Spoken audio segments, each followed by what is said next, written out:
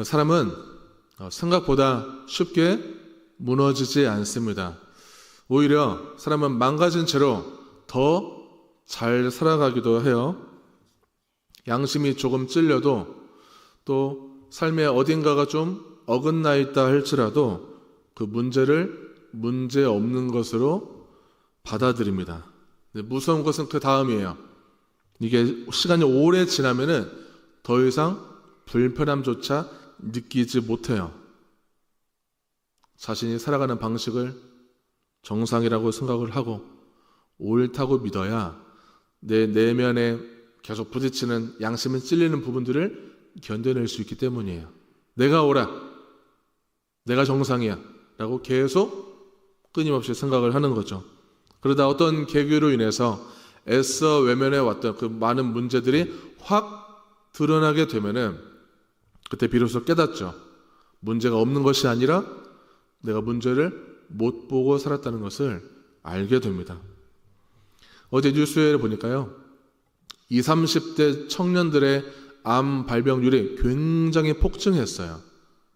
그 원인은 간단해요. 식습관, 잠, 운동이에요. 다른 여러 가지 복합적인 문제 있지만 이 세 가지로 압축할 수 있어요. 모든 스트레스, 미래에 대한 불안, 일에 대한 여러 가지 어려움, 스트레스, 모든 것들이 다 식습관의 불균형과 운동을 안 하게 만들고 잠을 못 자게 만들어요. 이 세 가지가 안 되니까 암이 발병한다는 것입니다. 이건 20, 30대 문제만이 아니라 전 연령에서 우리의 삶에 결핍되고 고장난 부분이 있다면 이것들이 계속 고장난 채로 몸이 정직하게 신호를 보내고 있다는 거예요. 신앙생활도 마찬가지죠. 하나님과 멀어진 채로 우리는 아주 잘 살아갈 수 있어요. 하나님을 찾지 않고도 우리는 신앙생활을 할 수가 있어요. 우리는 계속 오늘도 내일도 계속 매일매일 스스로를 속일 수 있기 때문이에요. 유다 왕 요시야 이전의 왕들은 정말 사악했습니다.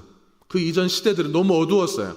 므낫세 왕, 아몬 왕을 거치면서 이 유다 나라는 역대급으로 타락했습니다. 바알 제단을 건축하고요. 그리고 점술과 무당을 받아들였어요. 인신제사를 드렸어요. 성전에 우상을 세웠어요. 성전에 우상이 들어오다 보니까 이 성전의 성격 자체가 바뀌어버렸어요. 나아가서 그 나라의 국가의 종교 체제 자체가 바뀌어버렸습니다. 우상 숭배하는 나라로 완전히 바꿔버렸어요. 므낫세 왕이 한 55년 정도 통치했고 아몬 왕이 한 2년 정도 통치했어요. 그러니까 므낫세 왕이 모든 체제를 다 바꿔버린 거예요.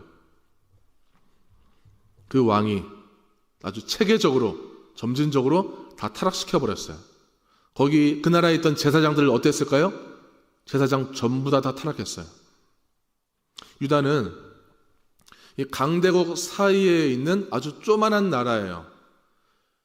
그렇기 때문에 이 므낫세가 통치할 때 그때 유다는 아수르의 속국이었기 때문에 아수르가 믿는 아수르가 믿는 그 종교를 받아들이는 것이 나름의 외교 생존 전략이었어요. 그러다 보니까 그 아수르의 문화, 그 종교 문화가 그대로 유다에 들어옵니다.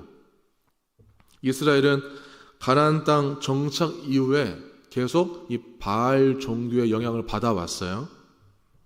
풍요를 가져다주는 이 바알 종교, 정말 농경사회에서는 매력적인 신이고 매력적인 종교예요. 비를 내려다주는 신이니까 그 신을 통해서 점점 우리는 발전하고 풍요로워질 것이다라는 일말의 믿음이 있었어요. 그러니까 여호와도 믿고 바알도 믿는 이중신앙 구조, 혼합된 종교 혼합주의가 생겨버린 것입니다. 오늘 본문에 보니까 충격적인 사실이 하나 나와요. 율법책이 성전에서 발견됐다는 사실이에요. 우리 8절 말씀 같이 보도록 하겠습니다. 대제사장 hil기야가 서기관 사반에게 이르되 내가 여호와의 성전에서 율법책을 발견하였노라 하고 hil기야가 그 책을 사반에게 주니 사반이 읽으니라. 아멘. 자, 교회에서 성경책이 발견됐습니다. 이게 충격적인 사실인가요? 그만큼 성전에 율법이 사라지는 시대였고 신앙이 붕괴됐다는 거예요. 율법은 우상 숭배를 금지하고 있어요. 명확하게 십계명을 통해서 우리는 알고 있습니다. 근데 왕은 그 율법을 자주 기록하고 평생 읽어야 돼요. 그리고 그 율법을 읽으면 읽은 대로 통치해야 돼요. 신명기 17장 18절 19절에 보면은 그가 왕 위에 오르거든 이 율법서의 등사본을 레위 사람 제사장 앞에서 책에 기록하며 평생에 자기 옆에 두고 읽어 그의 하나님 여호와 경외하기를 배우며 이 율법의 모든 말과 이 규례를 지켜 행할 것이라 라고 나와 있어요.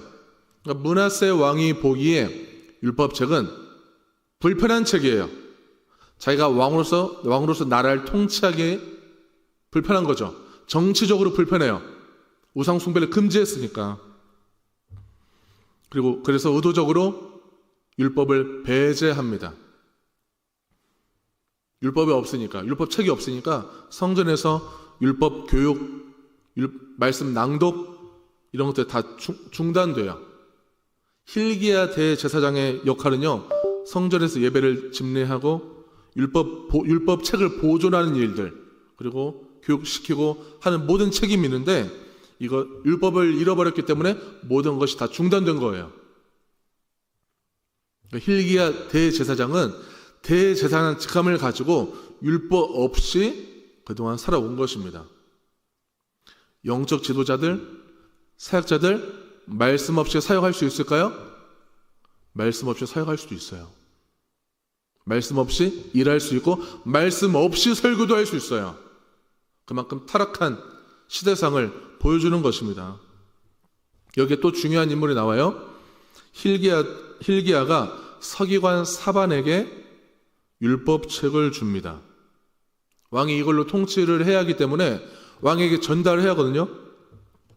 사반이 율법책을 읽어보고 왕에게 보고를 해요. 왕이시여, 성전에 모인 헌금, 성전에 있던 그 헌금함에 있는 헌금을 가지고 성전을 수리했습니다. 이걸 보고해요. 말씀 읽어보겠습니다. 9절과 10절 읽어보겠습니다. 서기관 사반이 왕에게 돌아가서 보고하여 이르되 왕의 신복들이 성전에서 찾아낸 돈을 쏟아 여호와의 성전을 맡은 감독자의 손에 맡겼나이다 하고 또 서기관 사반이 왕에게 말하여 이르되 제사장 hil기야가 내게 책을 주더이다 하고 사반이 왕의 앞에서 읽음에 아멘. 분명히 율법책을 사반이 읽고 나서 보고를 했는데 성전에 있는 헌금을 가지고 감독자에게 줬어요. 성전 수리 비용을 이제 처리를 한 거죠. 율법책을 읽고 왜 먼저 성전 수리를 했다고 보고를 했을까요? 원래 사반은 어떤 사람이냐면은 행정 책임자예요. 그리고 재정 관리를 맡았어요. 공문을 전달하는 일을 해요. 사반에게 율법책은 주 업무는 아니에요. 전달만 해주면 되는 거예요. 그러니까 그냥 하나의 책에 불과한 거예요. 율법책은 사반에게는. 그래서 그걸 가지고 먼저 성전 수리 복을 먼저 하고 그 다음에 추가 정보를 보고하는 거예요. hil기야가 나에게 율법책을 발견해서 저에게 줬습니다 하고 보고를 합니다. 이 고대 사회에서 읽는다는 것은 공식 전달 체계예요. 그래서 읽혀질 때 효력이 발생합니다.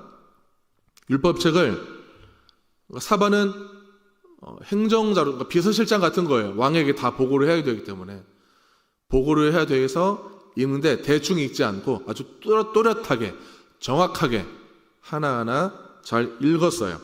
그때 일이 벌어집니다. 11절 말씀을 같이 보도록 하겠습니다. 왕이 율법책의 말을 듣자 곧 그의 옷을 찢으니라. 아멘. 율법책이 발견되었어도 아무 일도 없었어요. 그런데 읽히는 순간 요시야 왕은 회개했어요. 말씀을 들어보니까 현실이 다시 보이는 거예요. 지금까지 있었던 모든 일들, 이스라엘의 역사들 다시 재해석되는 거예요. 이것은 모든 역사들의 문제, 모든 죄악의 문제들은 다 하나님과 우리의 언약 문제였다는 것을 깨달아요. 하나님은 분명히 우리 이스라엘 역사 가운데 일방적으로 언약해 주셨고 우리와 함께 하신다고 약속해 주셨는데 이스라엘이 일방적으로 파기했구나. 우리가 그걸 깨버렸구나. 이것을 깨달아요. 요시야는 원래 진작 신앙 개혁을 시도했던 왕이었어요. 역대하 34장 3절에 보면은 나와 있는데 여기에 이제 요시야 왕의 행적들이 나와요. 요시야가 몇 살에 왕이 되냐면은 8살에 왕이 돼요. 상상도 안 되는 일이죠. 8살에 왕이 되고 8년째 왕위에 있은 지 8년에 그의 조상 다윗의 하나님을 비로소 찾아요. 요시야는 너무 다행히게도 앞서 므낫세 왕과 아몬 왕의 그 타락을 이어받지 않고 신앙의 전통을 이어온 믿음의 왕 히스기야와 다윗의 그 믿음을 이어받고자 합니다. 그래서 다윗의 하나님을 찾아요. 그리고 제 12년 왕이 된 지 12년째 그러니까 20살에 그 산당들 여러 가지 아세라 목상 우상들 모든 제단들을 다 파괴시켜버려요. 그러면서 성전을 수리해 가기 시작합니다. 이미 이런 아까 그 보고체계가 있었잖아요. 그 사반이 왕에 즉각적으로 보고하는 그 보고체계, 그러니까 왕정 시스템이 하나하나 구축하고 갖춰져 가는 과정 중에 있었어요. 이거를 외형적 개혁이라고 해요. 요시야는 외형적인 것들을 하나하나 다 만들어 가고 있었어요. 왕으로서 믿음의 전통을 이어가기 위해서 다시는 그 므낫세 왕과 아몬 왕이 저질렀던 악한 일들을 범하지 않기 위해서 나는 개혁을 시도한다. 근데 부분적 개혁일 뿐이에요. 완전한 개혁은 율법책을 발견한 후부터, 더 정확히 말하면 말씀이 읽혀진 후부터 완전한 개혁이 일어나게 됩니다. 신앙의 본질적 개혁, 말씀의 회복이에요. 우리가 신앙적으로 개혁해내고 싶다면 말씀을 가까이 하는 것이고 말씀 안에서 회복이 일어나야 하는 것입니다. 성경은 옛날 얘기잖아요. 지금 시대와 맞지 않아요. 말씀 나중에 볼게요. 나중에 볼게요. 제가 읽고 싶은 부분만 볼게요. 저는 위로의 말씀이 좀 필요해요. 다른 말씀 좀 무서운 말씀은 이해도 안 돼요. 심판의 말씀처럼 맞지도 않아요.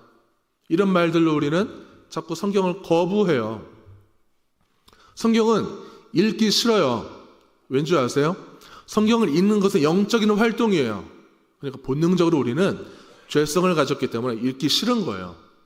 말씀을 가까이 하기 싫어요. 어쩌면 이거는 어두운 세태라든지 아니면 내 내면은 그 어두운 내면을 맞닥뜨리기 싫기 때문에 성경은 계속 거부하고 읽기 싫어할지도 몰라요. 므낫세가 그래서 율법이 싫고 불편한 거예요. 내 마음대로 통치하고 싶거든요. 성경은 그렇게 얘기 안 하잖아요. 우상 숭배하지 말라고 얘기해요. 그래서 불편해요. 말씀대로 따르기 싫은 거죠. 근데 요시야는 말씀을 듣고 먼저 내 자신에게 그리고 시대에 적용했어요. 내 개인의 죄, 국가의 역사, 그리고 공동체 상태를 말씀을 투과하여 다시 해석했습니다. 13절 말씀을 같이 보도록 하겠습니다. 너희는 가서 나와 백성과 온 유다를 위하여 이 발견한 책의 말씀에 대하여 여호와께 물으라.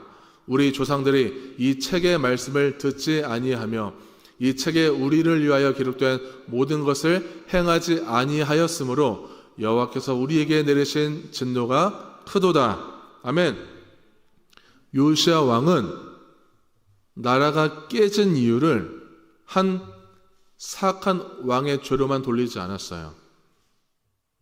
내 이전 세대들, 조상들의 죄로만 보지 않았어요. 이거는 언약을 깨뜨린 공동체의 죄로 봤어요. 역사의 죄를 공동체 책임으로 이해한 거예요. 이건 아주 중요한 신앙적 태도예요. 우리 그리스도들이 가져야 할 신앙적 태도. 다니엘도 느헤미야도 조상들의 죄를 우리의 죄라고 표현해요. 나와 내 아버지 집의 죄로 받아들였어요. 과거의 죄들을, 조상들의 죄들을 현재 내 죄로, 우리의 죄로 이해한 거예요. 죄를 돌이키지 않고 말씀을 행하지 않아서 악한 역사가 계속 흘러가고 있는 것을 내 책임으로, 우리의 책임으로 여기는 것입니다. 왜 남의 죄를 내 책임으로 돌려요? 왜 남의 나라 죄가 왜 내 죄로 여겨야 되는 거죠? 말도 안 되잖아요. 논리적으로 많지 않잖아요. 다른 나라의 죄는 다른 나라 거잖아요. 남의 죄는 남의 거 아니에요? 내 죄와 무관하다고 생각을 해요.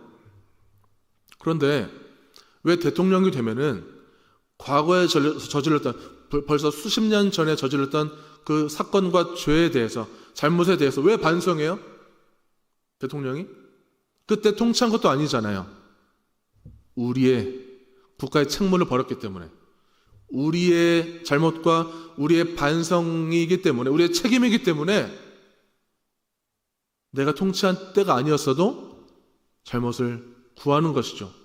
시인하는 거예요. 그리스도인들도 남의 죄? 어떻게 그게 남의 죄예요? 지금 중동 국가에서 벌어지는 전쟁과 폭력들이 왜 다른 나라의 죄죠? 우리 안에 그런 분열의 죄가 있지 않나요? 우리 안에 폭력의 죄, 포악한 죄, 내 마음대로 하고 싶고 내 욕망대로 사람을 부려버리고 싶고 잔인하게 학살하고 싶은 그런 분노와 진노가 내 안에 없어요? 다 있어요. 우리 안에 해결되지 않는 그 죄들이 어딘가에서 계속 어딘가에 때때마다 터져나오고 있는 거예요. 그리스도인들이 가져야 할 책임, 바로 그런 책임이에요. 그래야 가슴이 터지는 회개가 나오는 것입니다. 가슴을 찢는 회개, 내 책임으로 돌려야 그 회개가 나오는 거예요. 오늘날 그리스도인들 성경 잘 안 읽어요. 읽기 싫죠. 들리지도 않아요. 율법책의 발견, 그 사건을 우리에게 적용해 본다면은 말씀을 찾고자 하는 태도예요. 누가 대신 읽어주나요, 말씀을? 우리에게 아주 편안하게 누가 대신 읽어주는 사람 없어요. 내가 찾아서 읽고 내가 찾아서 들어야 돼요. 읽을 때 대충 읽기보다는 좀 깊이 읽으시길 바라요. 이해가 안 돼도 깊이 한번 읽어보시길 바라요. 옛날에 성경 전혀 신앙이 없는 사람들이 성경책 하나 발견해서 읽었는데 막 감동받고 믿음에 생긴 일들이 그 사람이 뭐 신학적인 깊이가 있어서 다 이해가 돼서 은혜가 되나요? 아니에요. 읽다 보면은 이게 이해가 될 때도 있어요. 성령님께서 조명해 주실 때가 있어요. 대신 우리가 읽을 때, 말씀이 읽을 때 이게 들리도록, 나에게 들어오도록 기도하면서 읽으시기를 바랍니다. 그리고 나에게 적용하면서 읽으시길 바라요. 그때 양심이 깨어나기도 하고 내 마음에 감동의 물결이 밀려오기도 합니다. 말씀을 안 본다면은 성전에 율법책이 사라진 채로, 언약이 끊긴 채로 살아온 것과 같다고 볼 수 있어요. 우리가 하루를 지내고 나서 하루를 돌아보는 기도를 하나님께 드리고 내 행동과 모든 것들을 대신 하루를 점검하는 성찰이 필요해요. 그리고 하나님 앞에서 정직하게 내 죄악들을 고백하는, 시인하는 고백이 필요합니다. 율법책 발견은 운이 좋아서 찾아진 것이 아니에요. 다행히도 므낫세 왕이나 아몬 왕이 불에 태워버리지 않아서 참 다행이에요.